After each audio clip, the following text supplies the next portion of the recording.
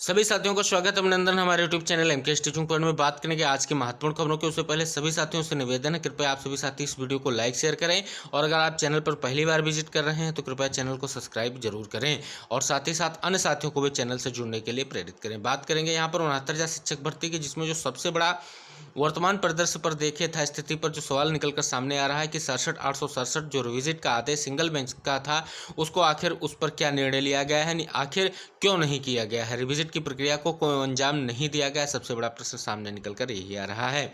अगर हम मुद्दों को बात करें, अगर मुद्दों को रिलेट करके बात करें तो कई सारे मुद्दे ऐसे हैं जो अभी स्पष्ट नहीं होते दिख रहे हैं और कहीं ना कहीं रिविजिट के पीछे का जो खेल है वो सरकार कहीं ना कहीं अपने पक्ष से खेल रही है और सरकार ये स्पष्ट करना चाहती है इस मुद्दे को लंबा खींचने का प्रयास सरकार की तरफ से किया जाएगा और जो अभी तक होता रहा उसी को लेकर के डबल बेंच में चीज़ें देखने को मिलेंगी।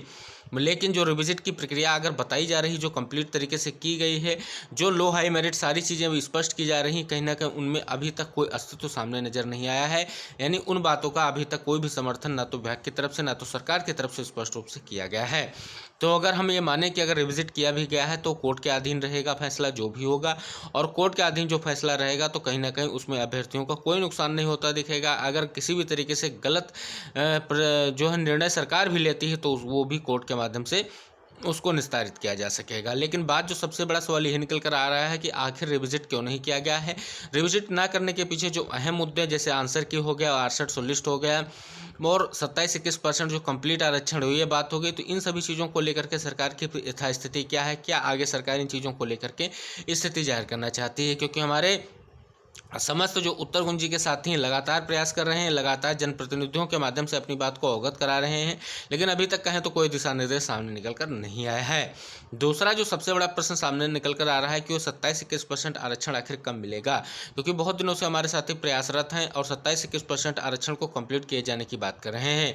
तो कहीं ना कहीं रिविजिट को अगर किया भी जाता तो उसमें 27 और 21% आरक्षण को कंप्लीट देना पड़ता, तो कितनी सीटों का नुकसान हो रहा है ये भी स्पष्ट करना पड़ता सरकार को। और 19,000 सीटों की जो हमारे साथी मांग कर रहे हैं कहीं ना कहीं वो भी बहुत ही महत्वपूर्ण मुद्दा है और उस मुद्दे के ही अधीन आगे की कार्रवाइयां भी हो सकती हैं। यानी आगे का जो भी प्रोसेस होगा उस चीज़ को ध्यान में रखा जाएगा, क्योंकि अभी डबल बेंच में मामला पेंडिंग है और जिसमें स्पष्ट रूप से हमारे 27-21% आरक्षण के साथियों ने मांग की है कि जो एटीआरई के तहत लिस्ट बनाने की बात की गई है, एटीआरई को सिलेक्शन का पार्ट ना मान करके प्योर क्वालिफाइंग परीक्षा मान करके ही आगे की लिस्ट तैयार की जाए। तो कहीं ना कहीं ये भी एक महत्वपूर्ण और बहुत बड़ा हिस्सा कहा जाएगा इस भर्ती का कि एटीआरई पर जो भी निर्णय होगा उसके अधीन जो भी प्रक्रिया आगे बढ़ेगी वो मान्य होगी। वर्तमान में अगर सरकार रिविजिट भी कर लेती है तो उसके आदेश का संपूर्ण पालन नहीं हो सकता है।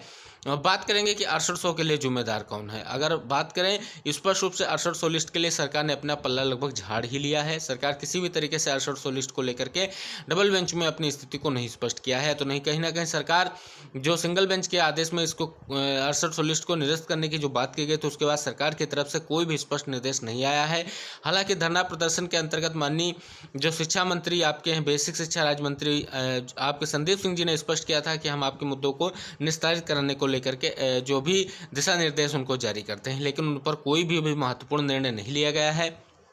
तो कहें तो सरकार भी अभी जो हमारे 6800 साथी उनके लिए उदासीन है। लेकिन प्रयास आप सभी लोगों का जारी रहना चाहिए।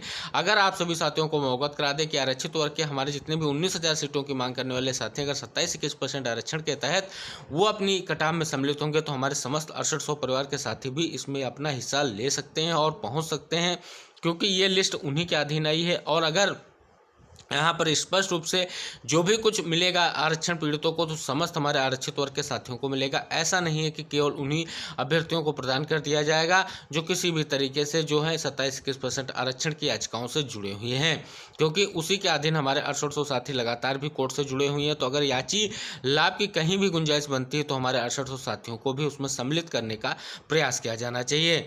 क्योंकि अभी साथियों को बता दें कि समस्त साथी जो लगातार प्रयास कर रहे हैं उनका यही प्रत्यक्ष और अप्रत्यक्ष रूप से निर्देश यही कि सरकार किसी भी तरीके से 6800 लिस्ट के लिए क्या कुछ कर रही है उस पर विचार विमर्श करे।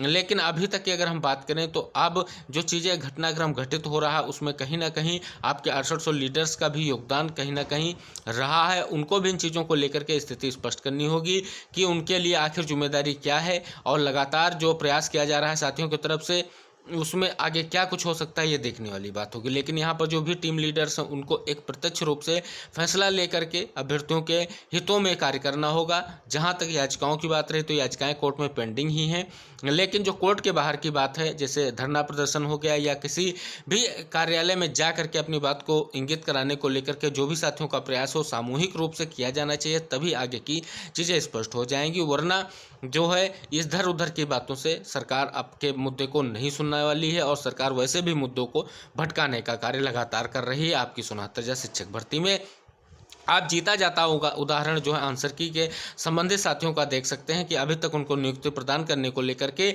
जो कि आगे की स्थिति थी उस पर जो है अमल नहीं किया गया है। तो इसका स्पष्ट निर्देश यही है कि अगर आप एकजुट रहेंगे तो आगे की चीज़ें स्पष्ट होंगी। नियुक्ति के साथी जो आंसर की प्रकरण में नियुक्ति की मांग कर रहे हैं वो साथी एकजुट हैं, लगातार प्रयास कर रहे हैं, लेकिन किस तरीके से उनको नियुक्ति मिलेगी यह भी कह पाना बहुत जल्दबाजी होगी। लेकिन आंसर की प्रकरण को साथियों के जितने भी साथी उनको नियुक्ति कब मिलेगी सबसे बड़ा प्रश्न यही निकलकर सामने आ रहा है। कब निस्तारण होगा अभी तक इसका कोई स्पष्ट दिशा निर्देश जारी नहीं किया गया है। अब बात करेंगे अगली महत्वपूर्ण खबरों की, जिसमें स्पष्ट किया गया कि सत्यापन होने के बाद कार्यमुक्त किए जाएंगे 9536 शिक्षक। अंतर जनपदीय तबादले का लाभ पाने वाले 95 से 36% शिक्षकों को अभी कार्यमुक्त नहीं किया जाएगा। बेसिक शिक्षा परिषद के सचिव प्रताप सिंह बघेल ने सभी बेसिक शिक्षा अधिकारियों को 28 जून को जारी पत्र में साफ किया गया कि ऐसे शिक्षक जिनका वरीयताक्रम असाध्य होम, गंभीर रोग, दिव्यांग, एकल अभिभावक, पति पत्नी के सरकारी सेवा में होने, राष्ट्रीय राज्य अध्यापक पुरस्कार के आधार पर स्थानांतरण हुआ है, उनके साक्ष्यों एवं अभिलेखों का सत्यापन करने के बाद 2 जुलाई तक कार्यमुक्त और कार्यभार ग्रहण कराना सुनिश्चित करें। 26 जून को तबादला सूची में शामिल 16,614 में से 9536 शिक्षकों को वरीयता अंक मिला है। साफ है कि इन्हें अभी मनपसंद जिले में जाने के लिए इंतजार करना होगा। इनके अलावा 7,078 शिक्षकों को तत्काल कार्यमुक्त करने के आदेश दिए गए हैं। जिला स्तरीय समिति के अनुमोदन के बाद बीएसए शिक्षकों को कार्यमुक्त करेंगे और सचिव ने बगैर भारांक ट्रांसफर शिक्षकों के कार्यमुक्त होने और कार्यभार ग्रहण करने की सूचना 1 जुलाई तक स्पष्ट रूप से मांगी गई है। अगली महत्वपूर्ण जानकारी सामने निकल कर आई है, यह आपके अंशकालिक अनुदेशकों को लेकर के है जो बेसिक सीनियर बेसिक स्कूलों में हैं उनके शासनादेश को लेकर के बड़ी जानकारी है कि इलाहाबाद हाईकोर्ट ने बेसिक शिक्षा परिषद से संचालित सीनियर बेसिक स्कूलों में कार्यरत अंशकालिक अनुदेशकों के नवीनीकरण को लेकर के 21 मार्च 2023 को जारी शासनादेश के उपखंड 4 की वैधता को चुनौती देने वाली याचिका पर राज्य सरकार से विस्तृत जानकारी मांगी गई है। याचिका पर सुनवाई 12 जुलाई को होगी। यह आदेश न्यायमूर्ति मंजीव शुक्ल ने आगरा के शैलेंद्र सिंह और 33 अन्य अंशकालिक अनुदेशकों की याचिका पर सुनवाई करते हुए दिया है। याचिकाओं का कहना है कि वह संविदा पर कार्यरत है। शासनादेश ने यह व्यवस्था दी गई कि उन्हीं सीनियर बेसिक स्कूलों में कार्यरत अंशकालिक अनुदेशकों का नवीनीकरण किया जाए जहां 100 से अधिक छात्र हों और पद खाली हों। यह अनिवार्य शिक्षा कानून 2009 के उपबंधों के खिलाफ है। कानून के तहत जिन स्कूलों में 100 से अधिक छात्र उनमें कला, स्वास्थ्य, शारीरिक शिक्षा व कार्य शिक्षा के लिए अनुदेशकों के अनिवार्य रूप से नियुक्त की जाएगी। यह कानून शासनादेश पर प्रभावी होगा और राज्य के पदाधिकारियों पर कानून बाध्यकारी है। सरकार पर कानून पर उल्लंघन लगाने का आरोप है। याचिकाओं का कहना है कि 21 मार्च 2023 के शासनादेश को अमल में लाया जाए गया तो याचिकाओं का नवीनीकरण संभव नहीं होगा, इसलिए शासनादेश का उपखंड 4 निरस्त किया जाए। अगली महत्वपूर्ण जानकारी सामने निकल कर आ रही है कि उत्तर प्रदेश लोक सेवा आयोग से निकलने वाली सभी भर्तियों में बिना वन टाइम रजिस्ट्रेशन के आवेदन नहीं होगा। इसके लिए अभ्यर्थियों की OTR में पंजीकरण कराना अनिवार्य है। यह प्रक्रिया 6 महीने से पूर्व से शुरू हुई थी। अब तक 2,23,113 अभ्यर्थियों को OTR नंबर मिल चुका है। पंजीकरण की प्रक्रिया चल रही है। इसका लिंक आयोग की वेबसाइट पर दिया गया है। अगली महत्वपूर्ण जानकारी सामने निकल कर आ रही है, कर्नाटक हाईकोर्ट ने कहा है कि रिश्वत देने वालों पर भी लेने वालों की ही तरह मुकदमा चलाना जरूरी। कोर्ट ने कहा अब समय आ गया है कि ऐसा करके भ्रष्टाचार के खतरे को कम किया जाए। जस्टिस एम नाग प्रसन्ना ने मैसूर चंदन घोटाले को लेकर 26 जून के फैसले में MS कर्नाटक और तमाम कंपनी के मालिकों कैलाश एसराज और विनय एसराज और चेतन मलेरिया मारलेचा की याचिका और अल्बर्ट निकोलस व गंगाधर की एक अन्य याचिका को खारिज कर दिया है। यानी स्पष्ट किया गया है कि अगर यहाँ पर घूस देने वालों को भी जो है उस पर केस चलाया जाना चाहिए।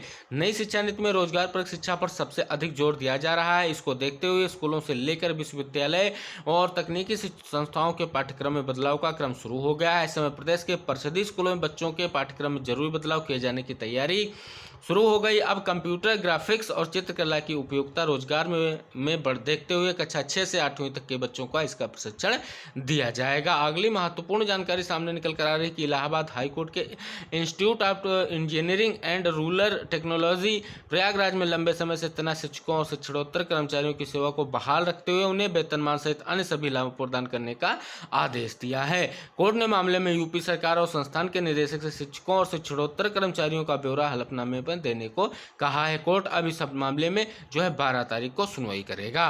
तो साथियों, ये थी आज की महत्वपूर्ण खबरें जिन पर हमने चर्चा की। आशा करेंगे समस्त साथी इस वीडियो को लाइक शेयर करेंगे, चैनल को सब्सक्राइब करेंगे। मिलते हैं महत्वपूर्ण खबरों के साथ, तब तक के लिए टेक केयर, बाय बाय, जय हिंद साथियों।